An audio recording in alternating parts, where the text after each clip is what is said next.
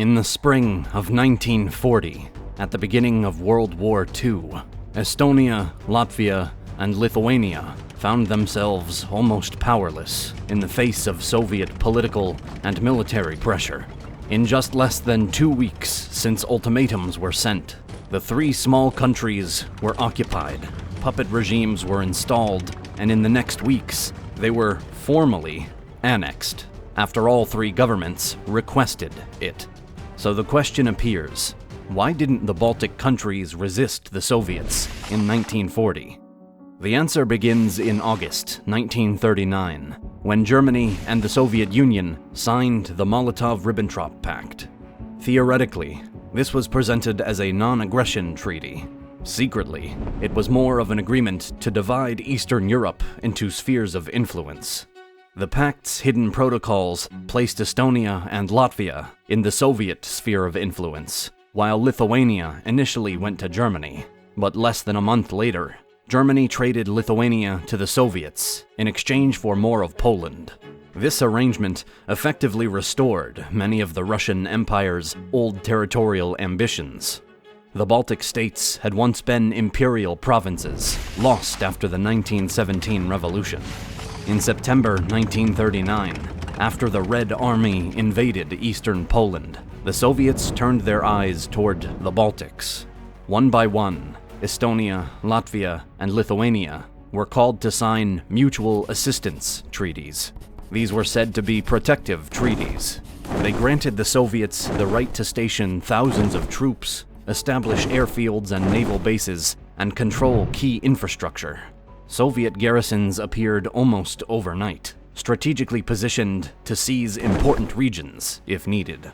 While these treaties were signed under the threat of force, Moscow also worked through other channels inside these countries.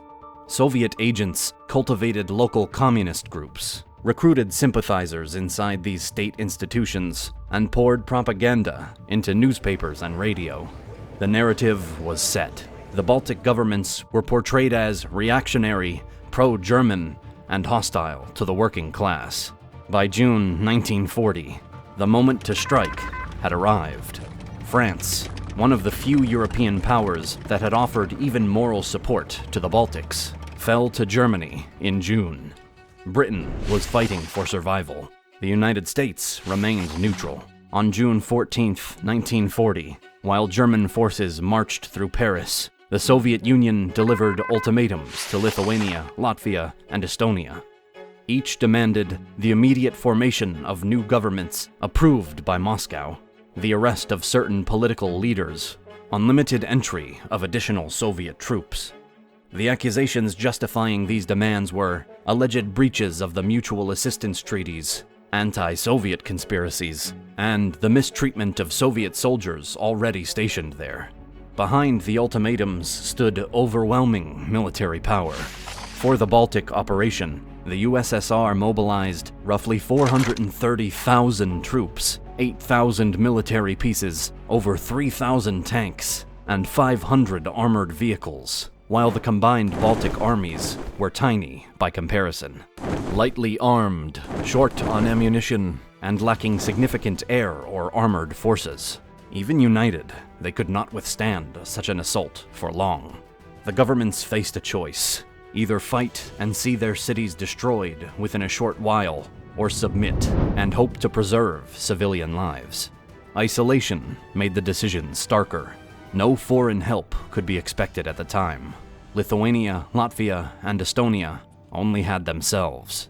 The ultimatums were accepted, and the quiet invasion started. In the early morning, on June 15th, Soviet forces crossed the border from the Belarusian SSR into Lithuania. The main Soviet advances were composed of elements from the 3rd and 11th Armies of the Baltic Special Military District, supported by some mechanized brigades, equipped with BT-7 and T-26 light tanks. These tanks were lightly armored. However, these models fit on such operation, as they were fast and effective for rapid occupation. Infantry rifle divisions followed closely behind, securing small towns, crossroads, and other routes. Soviet planners targeted Lithuania's transportation immediately.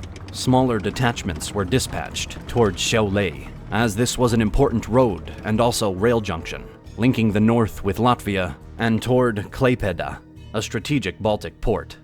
By midday, checkpoints had been established along the Vilnius-Kaunas corridor, and military police controlled bridges and rail stations. Within hours, Soviet troops also moved into Panevėžys, effectively cutting north to south communication.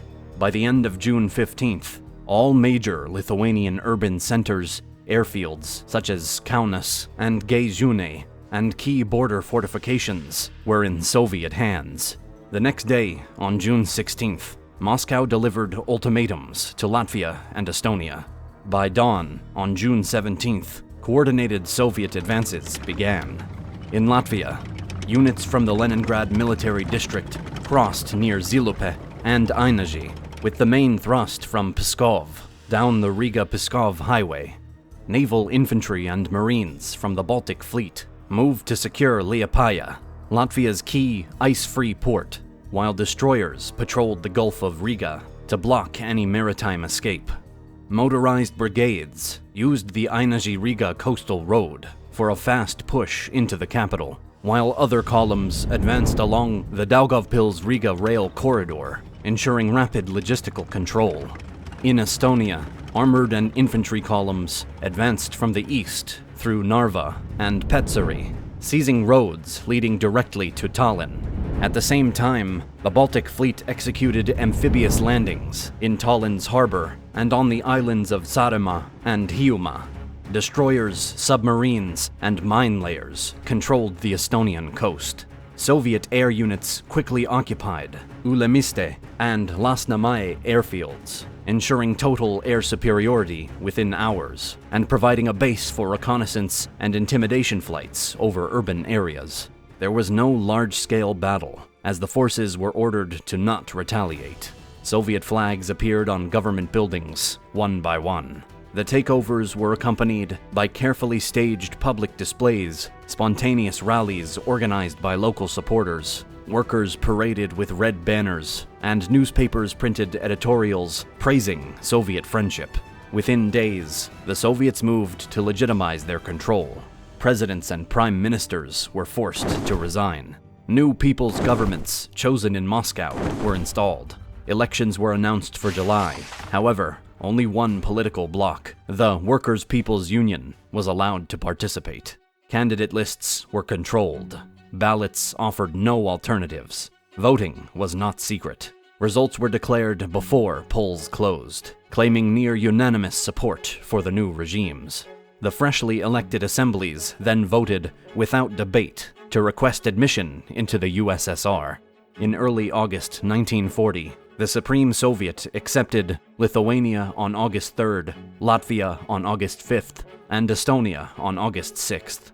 The process took less than 2 months, from ultimatum to full annexation. But still, revolts could have happened, even after the annexation. The annexation, however, was immediately followed by big changes. Private property above small limits was confiscated. Banks and major industries were nationalized. Political parties were banned. The Soviet secret police established offices in every major city. Surveillance networks expanded rapidly, with informants planted in schools, workplaces, and neighborhoods. Former government officials, army officers, and community leaders were arrested. Some were executed in secret. Others disappeared into the Soviet prison system. Less than a year after annexation, the first major wave of mass repression began.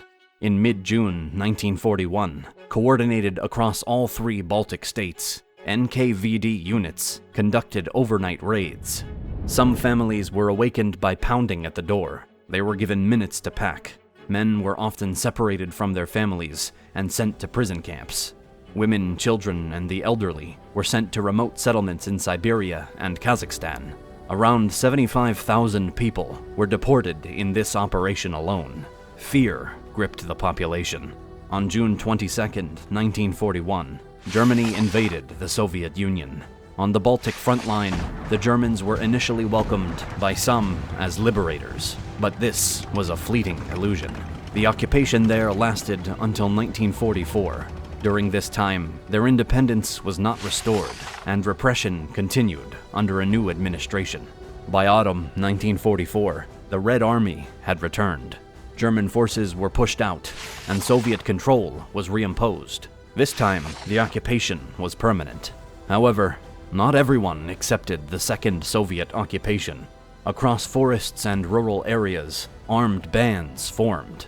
These partisans carried out ambushes, attacked Soviet officials, and tried to resist as much as they could. The Soviets responded with counterinsurgency tactics, burning villages, deporting families, and using disguised units to infiltrate resistance groups. By the early 1950s, the armed struggle was largely crushed. With resistance broken, Sovietization accelerated. Farms were merged into state-run collectives. Private farming was outlawed. All major industries and trade were placed under state control. Russian language was promoted in administration and education. National symbols were banned, historical narratives rewritten, religious activity restricted.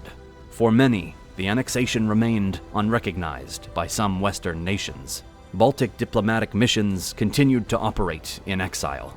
Inside the Soviet Union, the events of 1940 could not be openly questioned.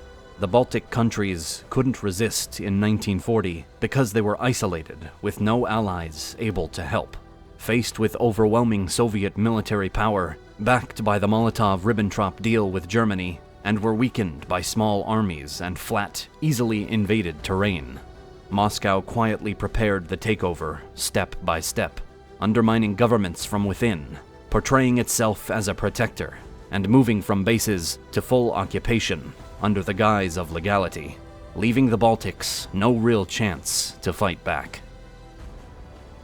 If you'd like to help us keep creating and get early access to our videos, behind-the-scenes content, and other perks, consider becoming a member right here on YouTube or joining us on Patreon. Every bit of support helps. And as always, thank you so much for watching.